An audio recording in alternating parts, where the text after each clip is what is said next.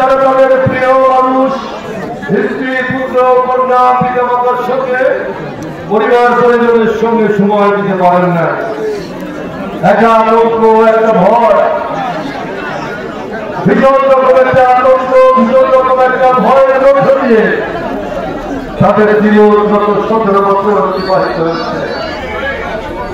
গত 17 বছর তাদের বিরুদ্ধে মিথ্যে মামলা হয়েছে। গত 17 বছর আমাদের এই এলাকা বহু নেতা কর্মীকে কারাগারে যেতে হয়েছে, কারাগারে যেতে হয়েছে। রেজাউল কর্মী করে যাকে কারাগারে যেতে হয়েছে। আশরাফ হোসেন লতাকে, খোরশেদ আলম জাহিদ মিয়া, আব্দুল খালেক মন্ডল, আমির হোসেন আবু, আক্তার খান, রহিম সরকার, জসিম মন্ডল, আকার মাতুব্বর, আব্দুল মমিন নিধি, আকবর নিধি, আনোয়ার নিধি, আরুন নিধি, শহীদ নিধি, মিনা নিধি, ইব্রাহিম লাবদার, সাজান খান, আলাউদ্দিন মির, আবু সাইদুল্লাহ, নুরুল খলিফা, সোহাগ খলিফা, সজীব খলিফা, আবিদ হোসেন অপু, আব্দুল গনি শেখ, মজিদ শেখ, এরকম আরো অনেক বন্ধুকে মিথ্যা মামলা তাদেরকে কারাগারে দেওয়া হয়েছে।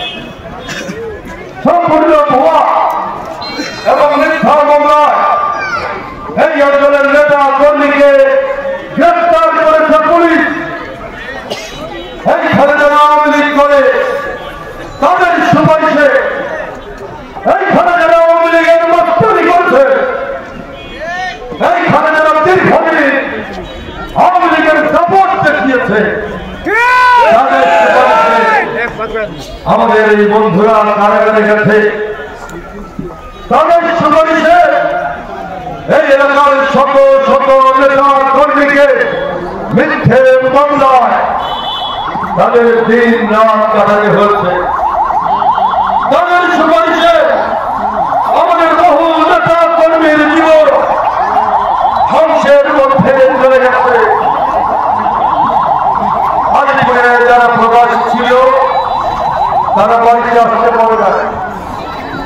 যারা প্রবাসী ছিল দুটো পয়সা কামাই করার জন্য, পরিবারের মুখে একটু সামান্য সুখ দেওয়ার জন্য, যারা দেশের মায়া ত্যাগ করে তাদের পরিবার পরিজন ছেড়ে সৌদি শুধু মন করে যারা জায়গা করে খেটেছে, সেই সমস্ত মানুষ বাড়িতে আসতে পারে। তাদের সঙ্গে আমার কথা হবে, তারা বাড়িতে আসতে পারে না। এত অন্যায় অত্যাচার তারা করেছে, সেই অন্যায় অত্যাচারের কারণে বন্ধুরা আমরাও আপনাদের সামনে এইভাবে দাঁড়িয়ে কথা বলতে পারিনি। আমার মনে আছে 2004 সালের পরে আপনাদের এখানে 2006 সালে যখন আমরা ক্ষমতা হারাই, তারপর থেকে এখানে আমরা আসতে পারি না, এইখানে আমরা দাঁড়াতে পারি না। শুধু কি তাই, আপনারা জানেন আমাদের দেশনেত্রী বেগম খালেদা জিয়াকে মিথ্যে মামলা দিয়ে একজন বৃদ্ধ মানুষ, বাংলাদেশের 3 বারের প্রধানমন্ত্রী, দেশ মাটির গণতন্ত্রের অনন্ত প্রহরী, স্বাধীনতার ঘোষক শহীদ প্রেসিডেন্ট জিয়াউর রহমানের স্ত্রী, তাকে মিথ্যে মামলা দিয়ে তাকে কারাগারে রাখা হয়েছে। তিনি কারাগারে ছিলেন। কারাগারের হাসপাতালে আমি তার সঙ্গে 3 বার দেখা করেছি। তিনি আমাকে বলেছেন যে রাজবাড়ির মানুষ কেমন আছে, যে রাজবাড়ির মাটিতে বেগম খালেদা জিয়া বারবার এসেছেন না, ফেলে মাঠকে পড়ে মানুষ, যে মানুষটার পায়ের শব্দ শুনলে, যেমন মানুষের কণ্ঠ শোনার জন্য রেলের মাঠ উপচে পড়ে লক্ষ লক্ষ মানুষ সমবেত হয়, আর আমাকে বলে প্রধান চাই, ভয় ভাই, ভয় ভাই, জায়গা চাই, জায়গা চাই। মানুষের দাঁড়াবার কি ঠাই থাকে না। এমন একটা মানুষকে বেগম খালেদা জিয়াকে মিথ্যের মামলা দিয়ে তাকে কারাগারে রাখা হচ্ছে।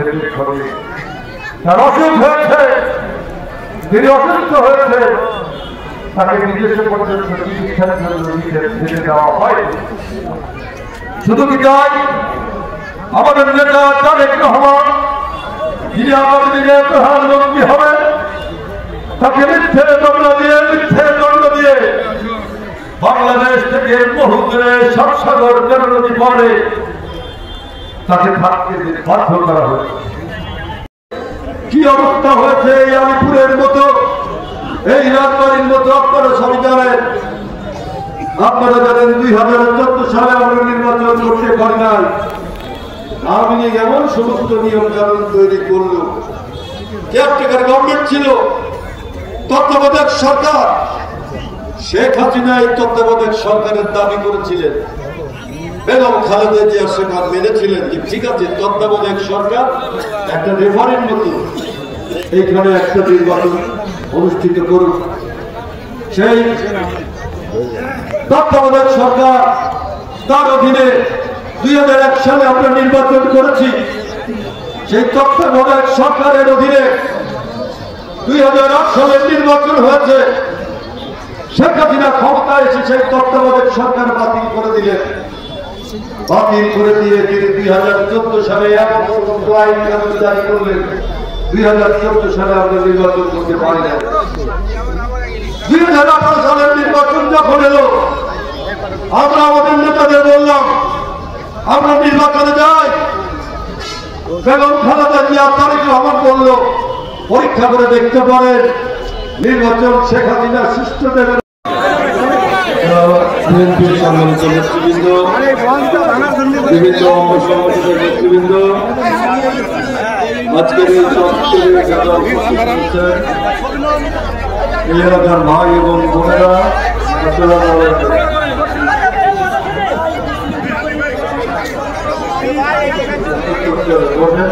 বসেন বসেন।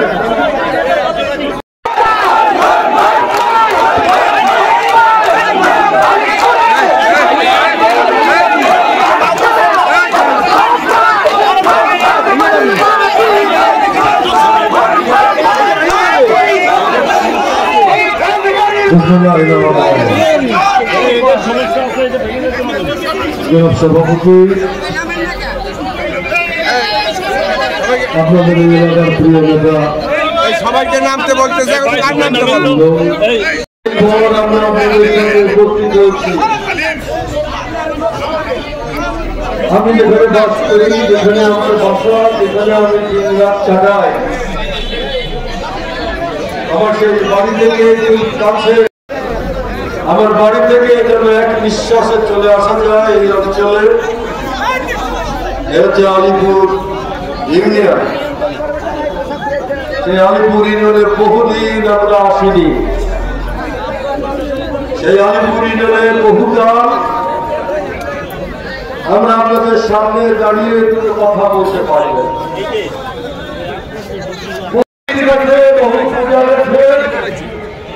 আমরা আপনাদের সামনে আসতে পারি, আমরা আপনাদের সামনে আসতে পারি শুধু কি আপনাদের এই অঞ্চলের 18 বছরে ভোটার হয়, যার বয়স 35-36, সে ভোট কাকে বলে সে জানে না। আমার ছেলে ভোট দেয়নি, আমার ছেলে, আপনার ছেলে যারা হাই স্কুলে পড়তো, প্রাইমারি স্কুলে পড়তো, তারপরে এখন যার বয়স 35-36, সে ভোট দিতে পারে নাই। শেখ হাসিনা ভোট দিতে দেয় নাই। আপনাকে আমাকে গ্রেপ্তার করে রেখে, আমার 350 নেতা কর্মীকে 18 সালে গ্রেপ্তার করে রেখে তারা ভোট করেছে। কেরামত কাজী বারবার এমপি হচ্ছে।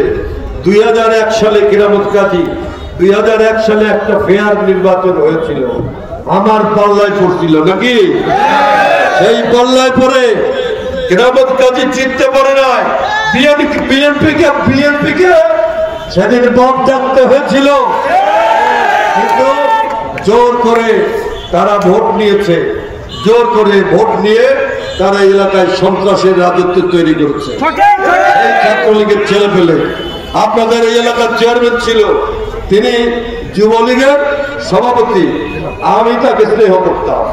সেখানে নির্বাচন করেছে, আমরা এখানে ইন্টারফেয়ার করি না।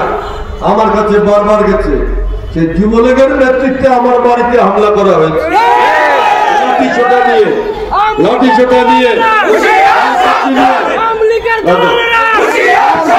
লাঠি সোটা নিয়ে আমার বাড়ি একবার হামলা করেছিল। সেই দিন আমাদের যুব দলের ছেলেরা ছিল, স্বেচ্ছাসেবক ছিল, তার সঙ্গে আমার দেখা হচ্ছে, তার সঙ্গে আমার কথা হচ্ছে, দীর্ঘ আলোচনা হচ্ছে। তাদেরকে সংগ্রামে শুভেচ্ছা জানাই, ধন্যবাদ জানাই। আমি সবাইকে ধন্যবাদ দিয়ে আমি আমার কথা শেষ করছি। আল্লাহ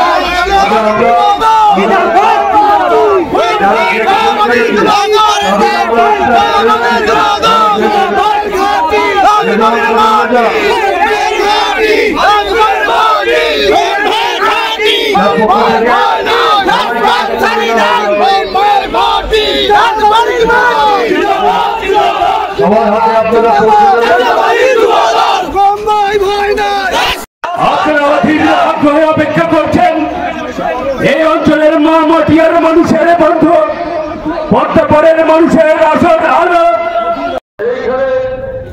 এইখানে আপনাদের এলাকা গণির বাবার নাম ভুলে গেলাম, খানখানে পরে তার ইচ্ছে থাকে, সেই ঢাকায় মারা গেছে পুলিশের গুলিতে। আমরা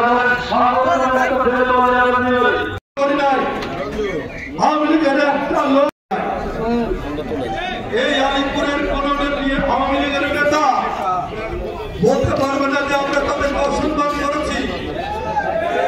এই আওয়ামী লীগের সম্পদ চেয়ারম্যান সারাদিন আমার বাড়িতে গেছে, একটা ইউনিয়ন পরিষদের ভবন এনে দেন, আমি বিএনপিতে যাবো। আমি বলেছি বিএনপিতে তোমার হবে না, ইউনিয়ন পরিষদের ভবন চেয়ারম্যান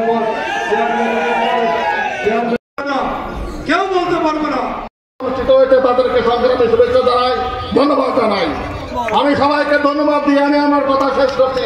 আল্লাহ এই দেশের স্বাধীনতা, সার্বভৌমত্ব এবং এক দেশ নিরাপদ হয়।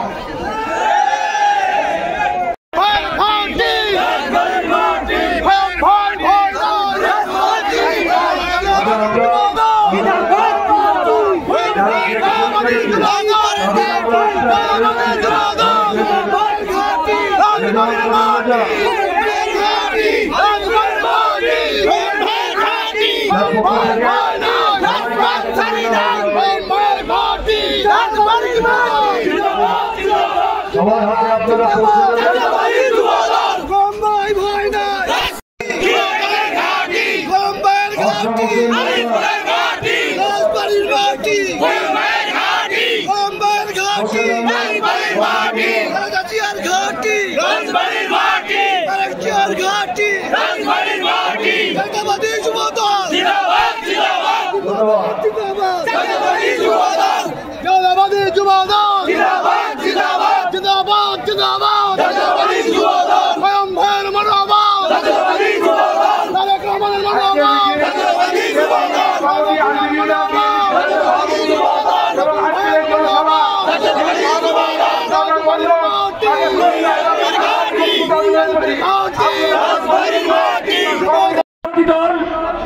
রাজবাড়ির জেলা কমিটির সদস্য, সাবেক জাতীয় সংসদ সদস্য, রাজবাড়ী পৌরসভা